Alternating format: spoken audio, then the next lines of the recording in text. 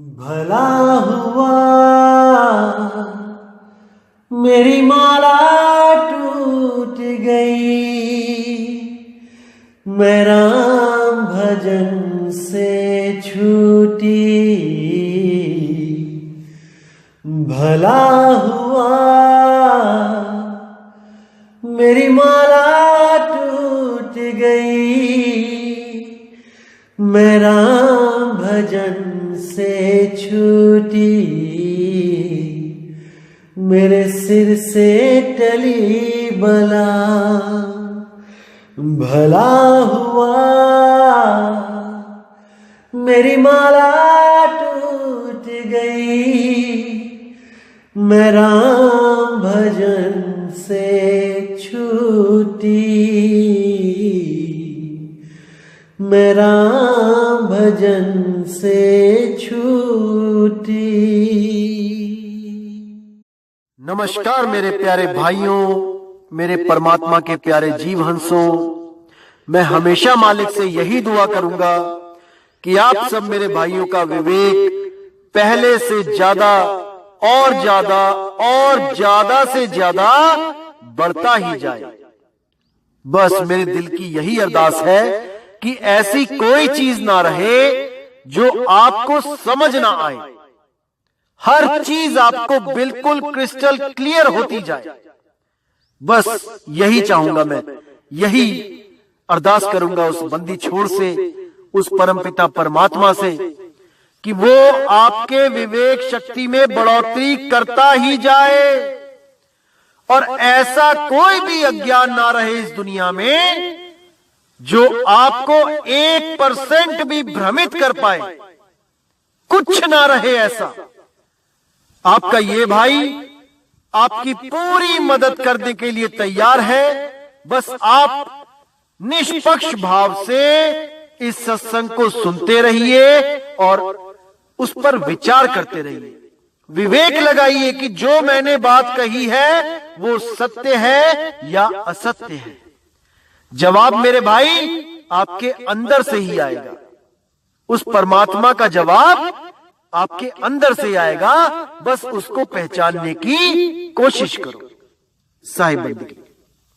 और दोस्तों, आपको बताना चाहूंगा कि काफी दिनों से कुछ लिंक व्हाट्सएप पे शेयर किए जा रहे हैं जिसमें कुछ गुरुओं की फोटो लगाई गई है और कुछ भड़काऊ से शब्दों से टाइटल दिया गया है। दोस्तों, ऐसे किसी भी चैनल से हमारा कोई लेना देना नहीं है। आप उनको बिल्कुल ना देखें, बिल्कुल भी ना देखें, क्योंकि वो सत्संग हमारे ही अपलोड कर रहा है और गलत फोटो लगा लगा के दुनिया को भ्रमित कर रहा है। बिल्कुल भी उनका चैनल ना तो सब्सक्राइब करें और जिन्होंने किया है वो अनसब्सक्राइब कर दें। बिना मेरी परमिशन के जो सत्संग अपलोड किए जा रहे हैं ये बिल्कुल गलत बात है। आप ये सब बंद करें और कोई भी मेरा भाई अगर अपने चैनल पे कोई सत्संग मेरा चलाना चाहता है तो पहले परमिशन लो। प्रचार में योगदान करना है तो बिल्कुल सही तरीके से करो। किसी भी गुरु की फोटो नहीं लगानी है। सब गुरु मेरे बड़े अपनी अपनी ठौर। शब्द विवेकी पारखी सो माथे कमोर। हमने हर गुरु की इज्जत करनी है। हमें किसी भी गुरु से हमारा वैर नहीं है भाई। हर गुरु अपनी अपनी सीमा में अपने अपने शिष्यों को ज्ञान दे रहा है। जहां तक उसकी पहुंच है वो अपने अपने शिष्यों को पहुंचा रहा है। क्या दिक्कत है इसमें? इसलिए मेरे भाई ये जो गलत काम है इसको बंद करो और अगर करना ही है तो सही से करो। जैसे मैं किसी की फोटो नहीं लगाता हूं, आप भी मत लगाएं। साहिब भाई तो आगे कहते हैं, प्रथम ही ब्रह्म स्वयं इच्छाते, पांचे शब्द उच्चारा, सोहंग निरंजन रारंकार, शक्ति और ओंकारा। इस ब्रह्म रूपी काल ने सबसे पहले 5 शब्दों का उच्चारण किया। जितने भी ऋषि मुनि पीर पैगंबर हुए उन सबको इन्हीं 5 ब्रह्म अवस्थाओं में उलझाने के लिए इन 5 शब्दों का निर्माण किया। सोहंग निरंजन रारंकार शक्ति और ओंकारा। पांचों तत्व प्रकृति तीनों गुण उपजाया, लोक दीप चारों खान 84 लाख बनाया। कि उसी ब्रह्म से 5 तत्व 25 प्रकृतियां 3 गुण सब उत्पन्न हुआ, सारे दीपों की रचना हुई, सारी खानियों की रचना करी और 184 इसी ब्रह्म के द्वारा बना दिया गया। शब्द ही काल कलंदर कहिए, शब्द ही भरम बुलाया, 5 शब्द की आशा में सर्वस्व मूल गवाया। कि यही काल कलंदर, जैसे हम देखते हैं मदारी के हाथ में भालू नाचता है, बंदर नाचता है, ऐसे ही सबके सब ऋषि महर्षि मुनि पीर पैगंबर उस काल के हाथों खूब नाचे और इसी 5 शब्द की आशा में अपना अनमोल जन्म बर्बाद करके चले गए। और यही सब हमें इन ऋषि महर्षियों के द्वारा दोबारा पढ़ाया जा रहा है, ताकि हम ये अपना अनमोल जन्म बर्बाद करके दोबारा काल के मुंह में चले जाएं। नहीं मेरे भाई, इस बार वो गलती मत करना जो हमारे ऋषि मुनि पीर पैगंबर करते आए हैं, बिल्कुल मत करना। शब्द ही ब्रह्म प्रकाश मेट के, बैठे मूंदे द्वारा, शब्द ही निर्गुण शब्द ही सरगुण, शब्द ही वेद पुकारा।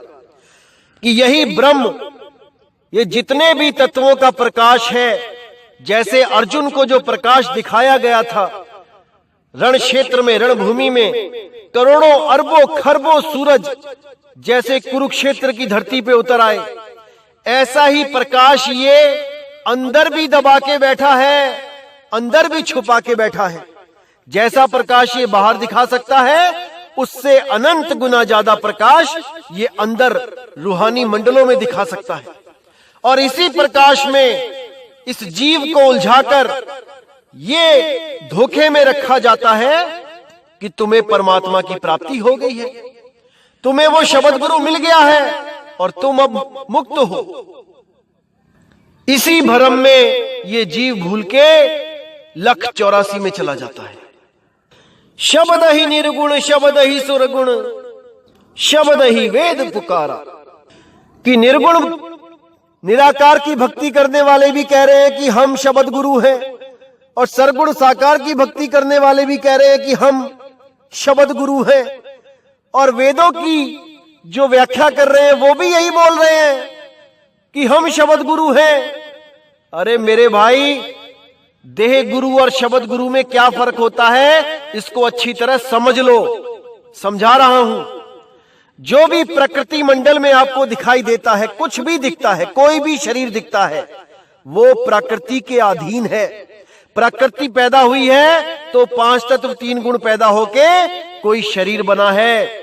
उस शरीर को अगर आप अभी देखो, यानी किसी भी गुरु को देखो जो शरीरधारी है, और अगर वैसा ही गुरु आपको उस मंजिल पे मिलता है जो आपके गुरु की आखिरी मंजिल है, आखिरी रूहानी मंडल है या भूमि है, और अगर आप उस गुरु को वहां खड़ा देख रहे हो, तो मेरे भाई याद रखना, आप प्रकृति मंडल से पार नहीं हुए, आप शब्द गुरु के पास नहीं पहुंचे, आप देह गुरु के ही पास पहुंच गए। बस फर्क इतना है कि वो इन 5 तत्वों से नहीं बना है, वो प्रकाशमयी गुरु है। प्रकाश ही प्रकाश झलकेगा उस पूरे गुरु के शरीर से, अनंत सूरजों की रोशनी होगी। लेकिन मेरे भाई, तब भी वो देह है, क्योंकि आप उसको देख रहे हो। वही निर्गुण निराकार ब्रह्म की अवस्था है, उसी को सरगुण साकार ब्रह्म भी कहा जाता है। मैंने पहले भी समझाया था कि ब्रह्म 2 प्रकार के हैं, निर्गुण निराकार और सरगुण साकार दोनों एक ही हैं, लेकिन जीव को भ्रमित करने के लिए ये 2 रूप धारण करके बैठा हुआ है। जो निराकार में आस्था लगाते हैं उसको निराकार में दर्शन देता है, और जो साकार में आस्था लगाते हैं उनको साकार में दर्शन देता है। लेकिन साहिब कहते हैं निर्गुण सरगुण द्वंद्व पसारा, और दोनों पड़ गए काल की धारा। कोई निर्गुण में रीझ रहा, कोई सरगुण ठहराए, अटपट चाल कबीर की, मुंह से कही ना जाए। ये दोनों ही मन के स्वरूप हैं। यही मन तन रूप होके इस तीन लोक को चला रहा है, और यही ब्रह्म रूप होके वो निराकार अवस्था को प्राप्त किए बैठा है। यहां पिंडी मन है, वहां ब्रह्मंडी मन है। इन दोनों में ही सारे जीव उलझे पड़े हैं। तो आगे कहते हैं, शुद्ध ब्रह्म काया के भीतर बैठ करे स्थाना, ज्ञानी योगी पंडित और सिद्ध शब्द में उलझाना। कि यही शुद्ध ब्रह्म, ये निर्गुण निराकार जो 10 इंद्रियों से परे है, इसलिए इसको शुद्ध ब्रह्म बोल दिया गया है। जब ये 10 इंद्रियों के साथ होता है तो ये जीव अवस्था में कहलाता है। तो यही शुद्ध ब्रह्म जो काया के भीतर बैठा हुआ है, जो इस तन का राजा है, जो मैंने पिछली ऑडियो में 2 राजा बताए थे, एक तन का राजा और एक आत्मा में जो बैठा है वो राजा, शब्द रूप राजा। तो ये काया के बीच में बैठा जो राजा है, ये वो ब्रह्म है। शुद्ध ब्रह्म काया के भीतर बैठ करे स्थाना, ज्ञानी योगी पंडित और सिद्ध शब्द में उलझाना। ये सबको इन्हीं शब्दों में उलझा देता है। बड़े बड़े ज्ञानी योगी, ऋषि महर्षि पंडित विद्वान, सबको ही शब्दों में उलझा देता है। अब कहते हैं 5 ही शब्द 5 है मुद्रा, काया बीच ठिकाना, जो जिसकी आराधन करता सोती ही करत बखाना।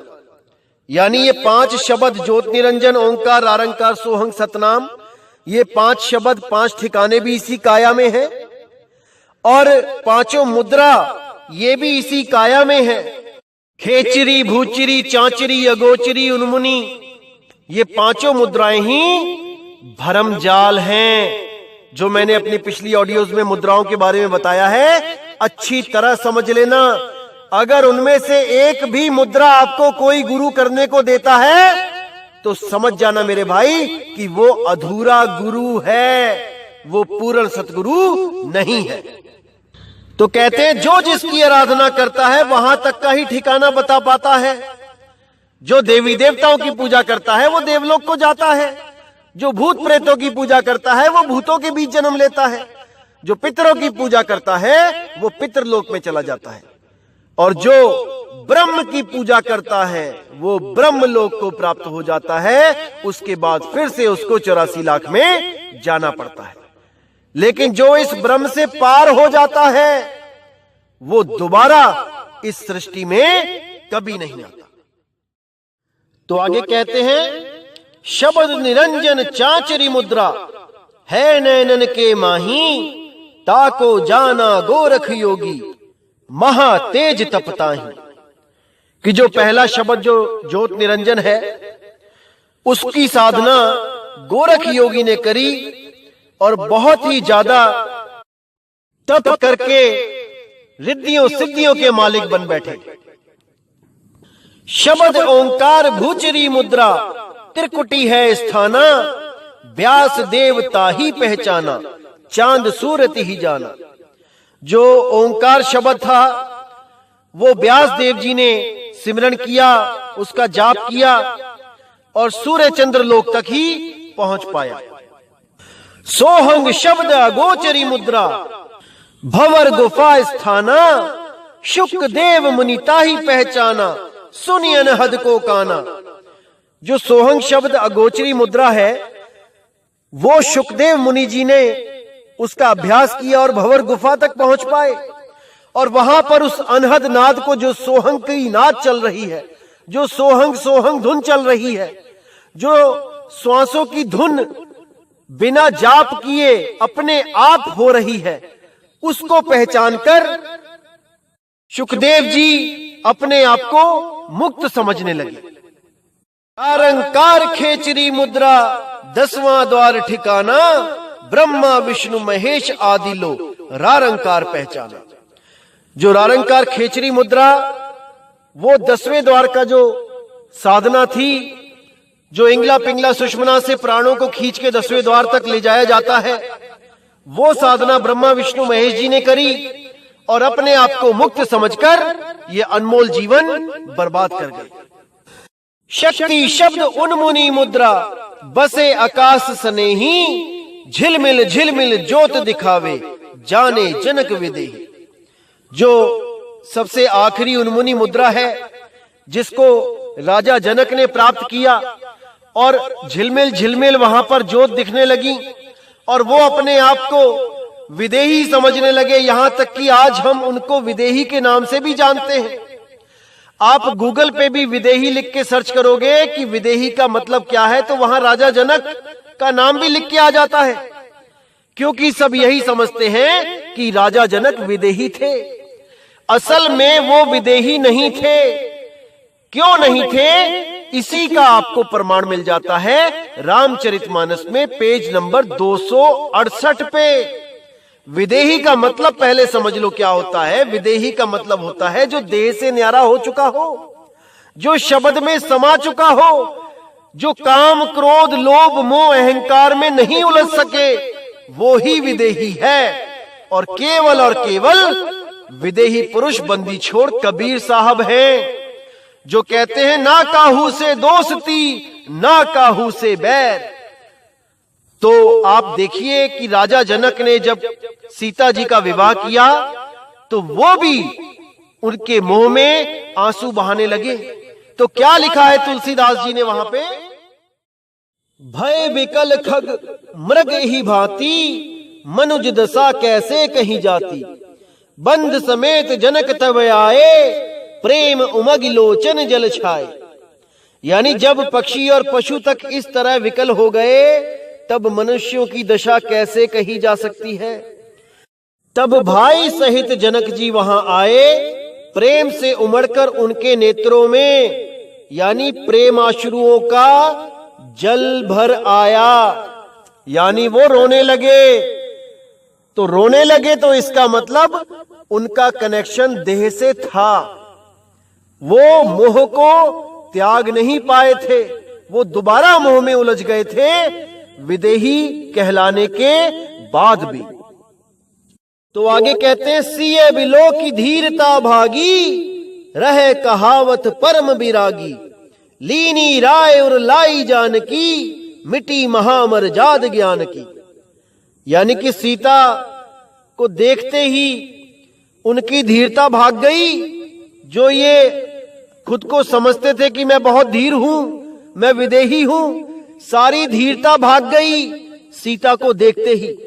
रहे कहावत परम बैरागी, खुद को बहुत बड़ा बैरागी समझते थे, वो सब बैरागपना धरे का धरा रह गया। ली नहीं राय और लाई जानकी, राजा ने जानकी को हृदय से लगा लिया। मिटी महामर जाद ज्ञान की, ज्ञान की महान मर्यादा मिट गई, यानी ज्ञान का बांध टूट गया। अब क्यों टूटा? क्योंकि गुरु पूरा नहीं मिला था।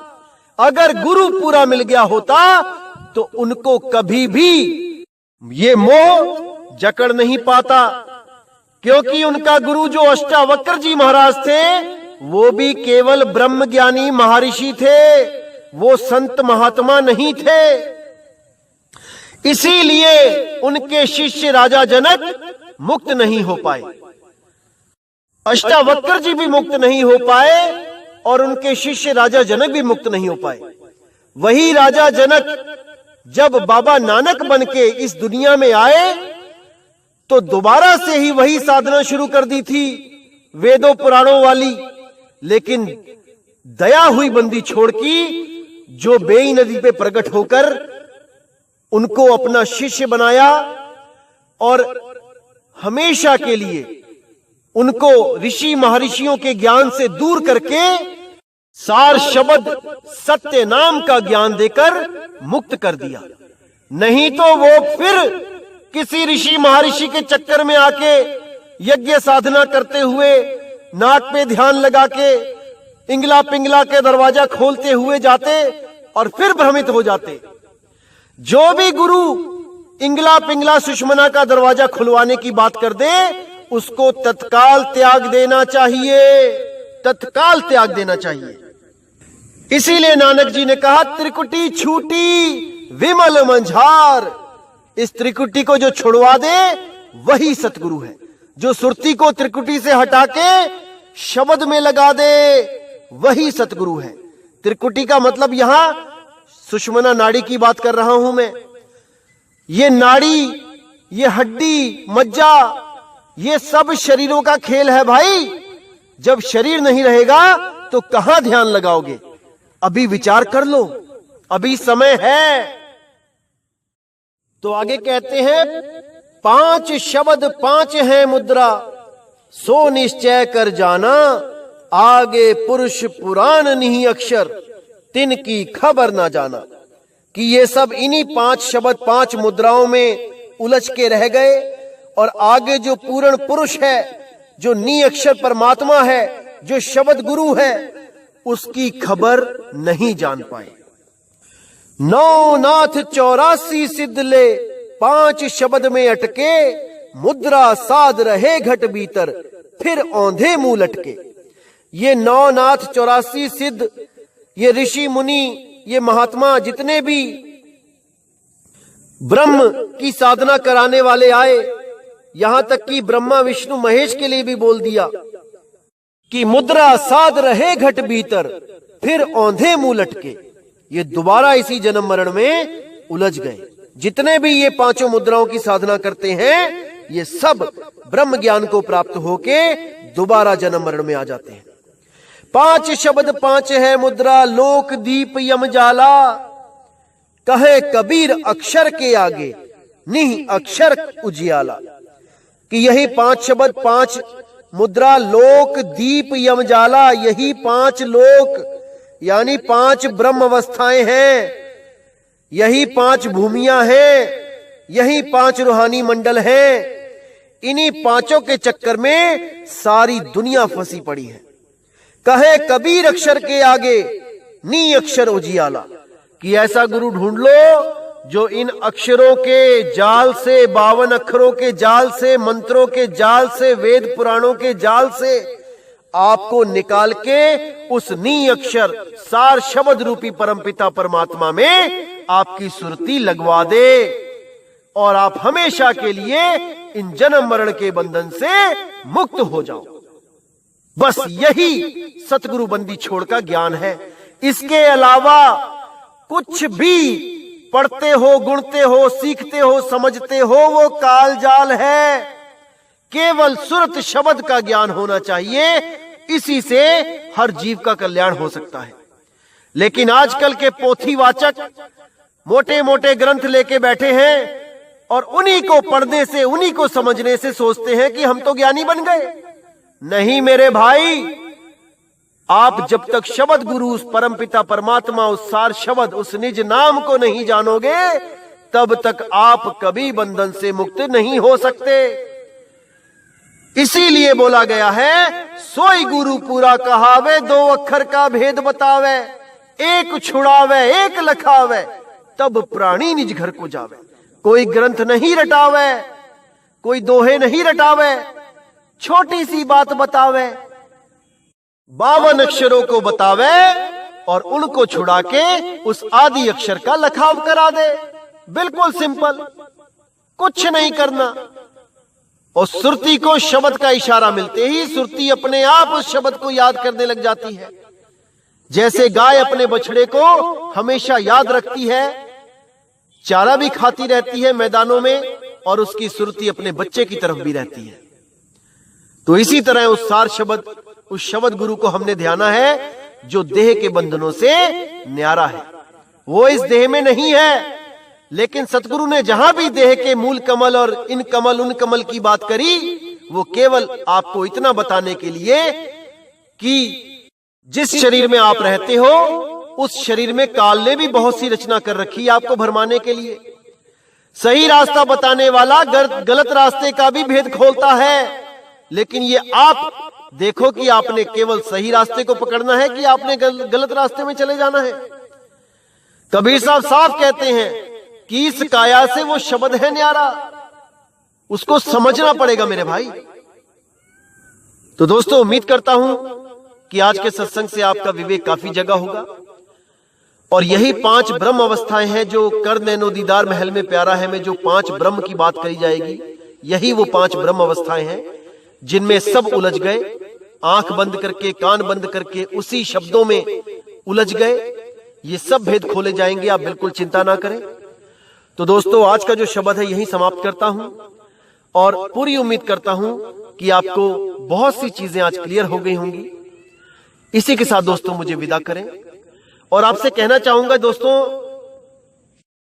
कोई भी वृद्ध यानी 60 साल से ऊपर का कोई भी व्यक्ति अगर आश्रम में आता है तो वो अकेला ना आए, क्योंकि ज्यादातर हार्ट की प्रॉब्लम्स होती हैं, थक जाता है बंदा अकेला सामान उठा के, दिक्कत हो जाती है। अपने साथ किसी जवान व्यक्ति को लेके आए ताकि कोई भी ऐसी दिक्कत हो कभी रास्ते में तो सहारा होना चाहिए। इसलिए भाइयों, मैं जरूर चाहूंगा कि आप सब इस सत्संग को अटेंड करें, लेकिन फिर भी मैं नहीं चाहूंगा कि जो लोग नहीं अभी पूर्ण ज्ञान को समझे हैं वो अभी आश्रम पे आए। मैं बिल्कुल नहीं चाहूंगा। मैं केवल उन्हीं लोगों का अभिनंदन कर रहा हूं जो इस ज्ञान को अच्छी तरह समझ चुके हैं और जिनको पूर्ण विश्वास हो चुका है। जो भी भाई आश्रम पे आना चाहता है वो मुझे फोन कर सकता है, एड्रेस ले सकता है, क्योंकि मैं अभी खुल के एड्रेस नहीं देना चाहता। मैं बिल्कुल नहीं चाहता कि आप बिना पूरा ज्ञान समझे आश्रम पे आ जाएं, बिल्कुल नहीं। लेकिन जिन भाइयों का विश्वास पक्का हो चुका है वो आ भी सकते हैं, प्रथम दीक्षा भी ले सकते हैं, तो आप मुझे फोन कर सकते हैं। तो दोस्तों, इसी के साथ मुझे विदा करें। जय गुरु बंदी छोड़ वैराग साहिब, जय गुरु बंदी छोड़ साधु शरण साहिब, जय गुरु बंदी छोड़ बाबा मदन साहिब, जय जय गुरु बंदी छोड़ सतगुरु सत्य कबीर साहिब की सदा ही जय हो, सदा ही जय हो मेरे मालिक की साहिब बंदगी। सतनाम।